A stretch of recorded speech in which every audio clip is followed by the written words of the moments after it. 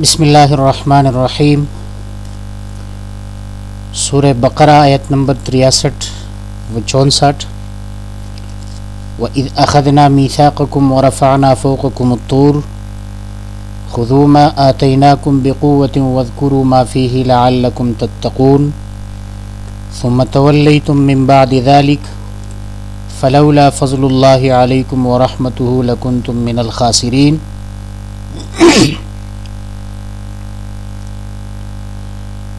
وَإِذْ أَخَذْنَا،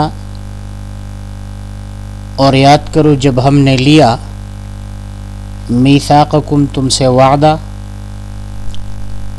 ورفعنا اور اٹھایا ہم نے، فوقکم تمہارے اوپر سے، الطورا طور پہاڑ، خذو اور ہم نے کہا پکڑو، ما آتیناکم تھام لو، ما آتیناکم جو ہم نے تم کو دیا ہے، بقوتٍ قوت کے ساتھ، واذکروا اور یاد کرو، ما فیہ جو اس تورات میں ہے، لعلکم تتقون اس لیے کہ تم پرہیزگار بنو۔ ثم تولیتم پھر تم نے اعراض کیا، من بعد ذلک اس کے بعد، فلولا فضل اللہ اگر نہ ہوتا اللہ تعالیٰ کا فضل تم پر، ورحمتہ اور اللہ کی رحمت نہ ہوتی، لکنتم من الخاسرین تو ضرور تم خسارے اور نقصان میں ہوتے۔ ان دو آیات میں بنی اسرائیل کے ایک اور شرارت کا اور پھر اللہ تعالیٰ کی ایک اور احسان کا تذکرہ ہے۔ جیسا کہ پہلے کئی بار یہ بات گزر گئی،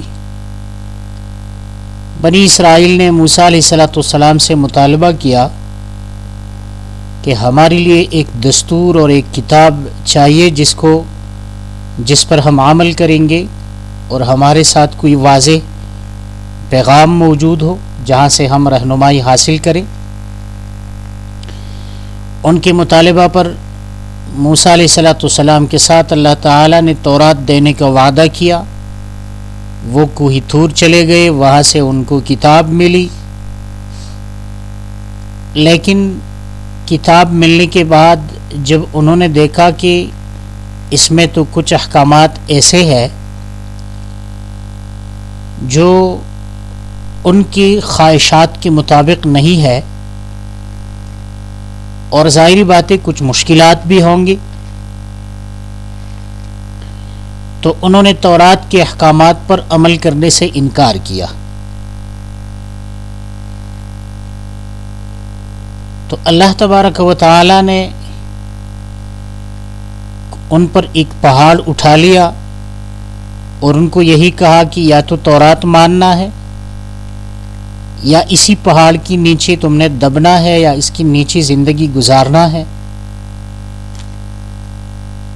پھر انہوں نے عمل کرنے کا وعدہ کیا، لیکن نبی علیہ السلام کے زمانے کی یہود وہ پھر بھی تورات سے منحرف ہو گئے اور نبی علیہ السلام کی رسالت کا انکار کیا، اور صرف انکار بھی نہیں بلکہ جب بھی ان کو موقع ملا تو مسلمانوں کو تکلیف دینے میں انہوں نے کوئی کسر نہیں چھوڑی۔ تو انہی دو آیاتوں میں اس کی طرف اشارہ ہے۔ وَإِذْ أَخَذْنَا اور یاد کرو جب ہم نے لیا، میثاقکم تم سے عہد، وعدہ کے لیے ایک عہد کا لفظ استعمال ہوتا ہے، ایک میثاق کا لفظ استعمال ہوتا ہے، اور ایک وعدہ کا لفظ بھی استعمال ہوتا ہے۔ لیکن عہد اور میثاق میں یہ خاصیت ہے کہ وہ تاکیدی ہوتی ہے بنسبت وعدہ کے۔ تو انہوں نے اللہ تعالیٰ سے اقرار کرنے کا وعدہ کیا تھا اور مضبوط وعدہ کیا تھا، تو اس وجہ سے اس کو میثاق کا لفظ اس کے لیے استعمال کیا گیا. ورفعنا اور ہم نے اٹھا لیا فوقکم تم پر اوپر سے الطور. تو لفظ طور ایک تو بعض مفسرین کا کہنا ہے کہ جیسا کہ روح المعانی نے اس میں کچھ اقوال نقل کیے ہیں کہ طور یہ سریانی یا عبرانی زبان کا لفظ ہے اور مطلق پہاڑ کو کہتے ہیں. تو ان کے اوپر ایک پہاڑ اٹھا دیا. اور دوسرا قول یہ ہے کہ جی آپ کی آواز بہت کٹ رہی ہے.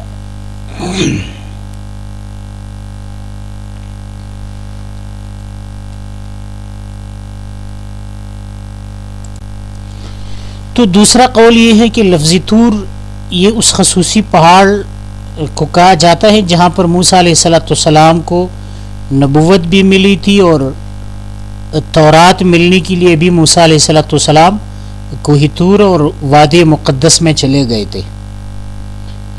اب یہاں پر سوال یہ ہے کہ بنی اسرائیل نے پہلے وعدہ کیا, اس کے بعد انہوں نے انکار کیا, تو ان پر کوہ طور اٹھا دیا گیا, اور اسی کو اکراہ اور زبردستی کہتے ہیں. حالانکہ قرآن کریم سورہ آل عمران میں آئے گا کہ لا اکراہ فی الدین, کہ دین میں کوئی اکراہ اور کوئی زبردستی نہیں ہے. تو جب زبردستی نہیں ہے تو ان پر کوہ طور اٹھا کر کیوں مجبور کیا گیا کہ تورات بہر صورت جو ہے وہ ماننا ہے؟ تو اس کے دو جوابات دیے جا سکتے ہیں. ایک جواب تو یہ ہے کہ ایک ہے ابتدائی طور پر کسی کو ایمان لانے پر مجبور کرنا, اور دوسرا ہے اچھا جی, تو ایک جواب تو اس کا یہ دیا جا سکتا ہے کہ ابتدائی طور پر کسی کو ایمان لانے پر مجبور نہیں کیا جا سکتا, لیکن ایک مرتبہ جب وہ ایمان لے آئے تو دوبارہ مذہب کو اور دین کو چھوڑنا, اس پر باقاعدہ طور پر سختی کی جائے گی. جیسا کہ اسلام میں بھی یہی ہے کہ اگر کوئی ایمان نہیں لاتا تو اس کو مجبور نہیں کیا جائے گا, لیکن جب ایک مرتبہ کوئی شخص اسلام میں داخل ہوا اپنے سوچ سمجھ کے مطابق اور پھر دوبارہ وہ انکار کرتا ہے تو اس کو مرتد کہا جاتا ہے, اور مرتد کی سزا جو ہے وہ پھر قتل ہے. تو کافر کی سزا قتل نہیں ہے, البتہ مرتد کی سزا قتل ہے. اب چونکہ انہوں نے بھی اپنی خواہش کے مطابق خود مطالبہ کیا تھا کہ ہمیں کتاب دی جائے, اور جب کتاب دے دی گئی پھر وہ انکار کرتا ہے تو ظاہری بات ہے اس کو مجبور کیا جائے گا, اس کو سزا دی جائے گی. اور اس کی مثال بالکل اس جیسا ہے کہ کوئی اگر کالج, یونیورسٹی یا مدرسہ میں داخلہ لیتا ہے تو ابتدائی طور پر کوئی مجبور نہیں کرتا کہ اس ادارے میں آپ نے داخلہ لینا ہے, لیکن جب وہ ایک مرتبہ کسی ادارے میں داخل ہوتا ہے اور اس میں باقاعدہ طور پر ایڈمیشن کر لیتا ہے تو اس کے بعد ادارے کی جو تمام احکامات ہوتے ہیں اس کا ماننا اس کے لیے ضروری ہے. اگر نہیں مانے گا تو ادارہ ان کے خلاف کارروائی کر سکتی ہے, اس میں کوئی مذائقہ نہیں ہے. اور اسی طرح بین الاقوامی طور پر بھی اگر کسی ملک میں داخل ہونا ہے یا جو بھی اس کی بات کو تسلیم کرنا ہے, اگر پہلے اس کو تسلیم کر لیا تو دوبارہ اسے انحراف کرنا اس کی سزا وہ مل سکتی ہے, اور یہ عقلی بات بھی ہے. لہٰذا اس میں کوئی مذائقہ نہیں ہے کہ اس پر ان پر کوئی طور اٹھا کر یہی کہا کہ جو تورات میں ہے اس کو ماننا ہے. اور قرآن کریم اور اسلام میں بھی جو کوئی گناہ کا ارتکاب کرتا ہے, حدود کا ارتکاب کرتا ہے, ایسے گناہ کا جس پر حد واجب ہے تو اس پر حد جاری کی جا سکتی ہے. یہ کوئی عقل سے بھی منافی نہیں اور دنیا کے اصولوں سے بھی منافی نہیں ہے. اور دوسرا جواب بعض مفسرین نے یہ دیا ہے کہ یہ چونکہ پہلے زمانے میں جائز تھا, بعد میں شریعت محمدی میں جہاد کی وجہ سے اس کو منسوخ کر دیا گیا کہ اب کسی کو مجبور نہیں کرنا, بلکہ وہ اگر اپنی پسند سے اور اپنے دل سے ایمان لاتا ہے تو ٹھیک ہے. تو یہ پہلے کا حکم تھا، پھر اس کو منسوخ کیا گیا. آگے فرمایا اچھا یہاں پر ایک مسئلہ وہ یہ ہے کہ ان کے اوپر سے کوہ طور کو اٹھایا گیا. یہی مضمون سورہ اعراف آیت نمبر 171 میں اس کا مضمون کچھ اس طرح ذکر کیا گیا ہے.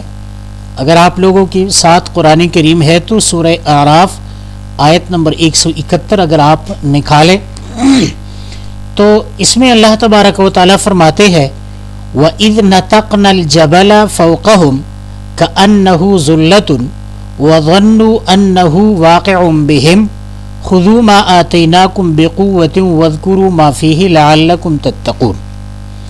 ہم نے پہاڑ کو ان کے اوپر اٹھا دیا اور ایسا لگ رہا تھا کأنہ ذلۃ، گویا کہ یہ ایک صاحبان ہے، ایک سایہ ہے.